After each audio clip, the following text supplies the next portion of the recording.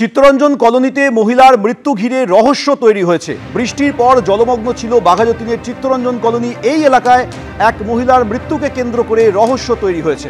সরাসরি কথা বলবো হিন্দোল দে, আমাদের প্রতিনিধি রয়েছে। হিন্দোল, কি জানতে পারছো? এই মহিলার মৃত্যু হলো কিভাবে? দেখো, এই মহিলার মৃত্যু কীভাবে হয়েছে সেটা এখনও পর্যন্ত স্পষ্ট নয়। বছর 55 নমিতা পাল, তিনি কিন্তু এই বাড়িতে ভাড়া থাকছেন বেশ কয়েক বছর ধরে। তেমনটাই বাড়ির যিনি মালিক রয়েছেন অর্থাৎ বাড়িওয়ালা রতন দাস, তিনি কিন্তু তেমনটাই জানাচ্ছেন। এই নমিতা পাল তিনি এখানে একাই থাকেন, কেননা তার ছেলে কর্মসূত্রে বাইরে থাকেন এবং তিনি এখানে একাই থাকতেন। আজ সকালে আচমকাই তিনি চিৎকার করেন। সেই চিৎকার শুনে বাড়িওয়ালা নেমে এসে দেখতে পান যে তিনি এখানে ছটফট করছেন এবং তারপরেই বাড়িওয়ালা তার স্ত্রীকে ডেকে নেন, তাকে সুস্থ করার চেষ্টা চালান নমিতা পালকে, কিন্তু কিছুক্ষণ বাদেই দেখেন যে তিনি নিস্তেজ হয়ে পড়েছেন। পরবর্তী ক্ষেত্রে চিকিৎসক ডাকা হয়, চিকিৎসক এসে মৃত বলে ঘোষণা করেন। কিন্তু সবচেয়ে বড় বিষয় যেটা, কলকাতা পুরসভার 102 নম্বর ওয়ার্ডের অন্তর্গত বাঘাযতীনের এই চিত্তরঞ্জন কলোনি, যেটা যাদবপুর থানার অন্তর্গত, সেই চিত্তরঞ্জন কলোনিতে কিন্তু গোটা কলকাতার মতো এখানেও জলমগ্ন অবস্থার পরিস্থিতি ছিল। এবং এই যে নিচের ঘর, যেই ঘরে নমিতা পাল থাকতেন, সেই ঘরও কিন্তু সম্পূর্ণটাই জলের তলায় চলে গিয়েছিল। এরপর যে চিত্র দেখা যায় যে জল নেমে গিয়েছে, কিন্তু আজ সকালবেলা যখন নমিতা পাল ঘর পরিষ্কার করার কাজ করছিলেন, সেই সময় কিন্তু এই ঘটনা ঘটে। এবং সবচেয়ে বড় বিষয়, তার ডান হাতে কিন্তু লাল বেশ কয়েকটি দাগ রয়েছে এবং তিনি যেখানে ঘর মুছছিলেন, যে ঘর মোছার যে কাপড়টি, সেই কাপড়টি কিন্তু ফ্রিজের পেছনের অংশ রয়েছে। স্বাভাবিকভাবেই তাহলে কি কোনো রকমভাবে তিনি বিদ্যুৎস্পৃষ্ট হয়েছেন? বিদ্যুৎস্পৃষ্ট হয়ে কি তার মৃত্যুর ঘটনা ঘটলো, নাকি তিনি শারীরিক কোনো অসুস্থতাজনিত কারণে তার মৃত্যু হয়েছে, নাকি অন্য কোনো রহস্য রয়েছে, সেই বিষয়টা উদ্ঘাটনের জন্য ময়নাতদন্তের প্রয়োজন। ইতিমধ্যেই যে ছবি দেখাতে বলবো ক্যামেরা পার্সন অভিজিৎ দাসকে, ভিতরে কিন্তু যাদবপুর থানার তদন্তকারী দলের সদস্যরা তারা কিন্তু এসেছেন দেহ ময়নাতদন্তে নিয়ে যাওয়ার জন্য। যে প্রক্রিয়া, সেই প্রক্রিয়া তারা সারছেন। এবং গোটা পরিস্থিতিতে কিন্তু যেটা মনে করা হচ্ছে সম্ভাব্য কারণ হিসাবে, যেটা মনে করা হচ্ছে যে যেহেতু ফ্রিজের পেছনের অংশ তিনি মুছতে গেছিলেন, সেক্ষেত্রে কিন্তু বিদ্যুৎস্পৃষ্ট হয়ে মৃত্যুর ঘটনাও ঘটে থাকতে পারে।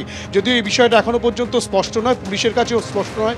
যে চিকিৎসক এসেছিলেন তিনি বলেছেন যে ময়নাতদন্ত করতে হবে এবং সেই ময়নাতদন্তে পাঠানোর যে প্রক্রিয়া, সেই প্রক্রিয়া কিন্তু পুলিশের তরফ থেকে করা হচ্ছে। স্বাভাবিকভাবেই আবারও কিন্তু বিদ্যুৎস্পৃষ্ট হয়ে মৃত্যুর একটা সম্ভাবনার বিষয় কিন্তু সামনে আসলো। এবার কলকাতা পুরসভার 102 নম্বর ওয়ার্ডের অন্তর্গত বাঘাযতীনের চিত্তরঞ্জন পল্লী, গোটা এলাকায় শোকের ছায়া। কেননা এই ভদ্রমহিলার সম্পর্কে প্রত্যেকেই বলছেন, প্রত্যেকে মিশুকে স্বভাবে, উনি খুব মিশুকে স্বভাবের মানুষ ছিলেন। আজ সকালেও অনেকে কথাবার্তা বলেছেন, কিন্তু আচমকাই এই ঘটনা ঘটে যাওয়ায় স্বাভাবিকভাবেই গোটা এলাকার মানুষের শোকস্তব্ধ। হিন্দোল, তুমি আমাদের সঙ্গে থাকো। আপনাদের যে খবর দেখাচ্ছি, চিত্তরঞ্জন কলোনিতে মহিলার মৃত্যু ঘিরে রহস্য তৈরি হয়েছে।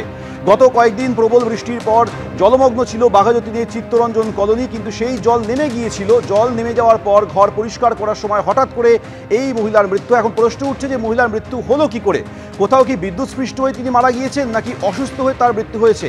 বিষয়টা এখন স্পষ্ট নয়। পুলিশ এসছে, দেহ উদ্ধার করা হচ্ছে, দেহটি ময়না তদন্তের জন্য নিয়ে যাচ্ছে পুলিশ। এই মুহূর্তে দেহটি উদ্ধার করা হচ্ছে। আরও একবার কথা বলবো, আমাদের প্রতিনিধি হিন্দোল দে সরাসরি রয়েছে। হিন্দোল, এই ঘটনার সময় বাড়ির অন্য কোনো সদস্য ছিলেন কিনা, কেউ দেখেছেন কিনা গোটা ঘটনাটা, সেটা কি জানা যাচ্ছে?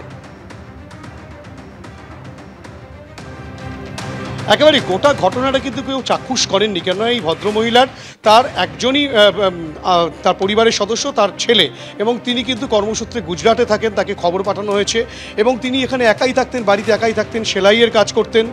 এবং বাড়িওয়ালা যেটা বলছেন যে আচমকাই তিনি কিন্তু এই নমিতা পালের চিৎকার শুনে তিনি এসে দেখতে পান যে তিনি এই মেঝের মধ্যেই পড়ে রয়েছেন এবং তিনি কিন্তু ছটফট করছেন। তৎক্ষণাৎ কিন্তু সেই বাড়িওয়ালা তার যে স্ত্রী, তার স্ত্রীকে ডেকে নেন, তাকে সুস্থ করার চেষ্টা চালান, কিন্তু কিছুক্ষণের মাঝেই কিন্তু নিস্তেজ হয়ে পড়েন নমিতা পাল। তৎক্ষণাৎ ডাক্তারের কাছে খবর যায়, পুলিশে খবর যায়, স্থানীয় কাউন্সিলর তিনি আসেন, 102 নম্বর ওয়ার্ডের কাউন্সিলর যিনি রয়েছেন। এবং এখন পর্যন্ত তুমি যে চিত্র দেখতেই পাচ্ছ যে যাদবপুর থানার তদন্তকারী দলের সদস্যরা তারা কিন্তু এসে বাড়িওয়ালার সঙ্গে কথাবার্তা বলছেন। কিন্তু ঘর মুছতে গিয়ে কোনো ক্রমে কি ফ্রিজের পেছনের যে বিদ্যুতের অংশ থাকে, সেখানে কি কোনো রকমভাবে তার হাত লেগে গিয়ে তিনি বিদ্যুৎস্পৃষ্ট হয়ে তিনি মারা গেলেন? কেননা যেহেতু গোটা ঘরটি জলের তলায় ছিল, যে বৃষ্টিতে গোটা কলকাতা যেখানে জলমগ্ন ছিল, ঠিক একই রকমভাবে কলকাতা পুরসভার 102 নম্বর ওয়ার্ডের চিত্তরঞ্জন পল্লী, সেটাও কিন্তু জলের তলাতেই ছিল এবং এই ঘরটাও কিন্তু জলের নিচেই চলে গিয়েছিল। স্বাভাবিকভাবে সেই জল সরে যাওয়ার পর ঘর পরিষ্কার করতে গিয়েছিলেন, তারপরেই কি কোনো কারণে বিদ্যুৎ সংযোগ হয়ে গিয়েছিল সে ফ্রিজের পিছনের অংশে, তার থেকেই কিন্তু বিদ্যুৎস্পৃষ্ট হয়ে নমিতা পালের মৃত্যু হলো। গোটা বিষয়টি তদন্ত সাপেক্ষ এবং এই কারণেই কিন্তু পুলিশ তদন্ত প্রক্রিয়া চালাচ্ছে এবং ময়নাতদন্তের জন্য দেহ পাঠানো হচ্ছে। ময়নাতদন্তের রিপোর্ট হাতে আসার পর মৃত্যুর সঠিক কারণ জানা যাবে, তেমনটাই পুলিশ সূত্রে খবর। সৌমেন। হিন্দোল, তোমাকে ধন্যবাদ।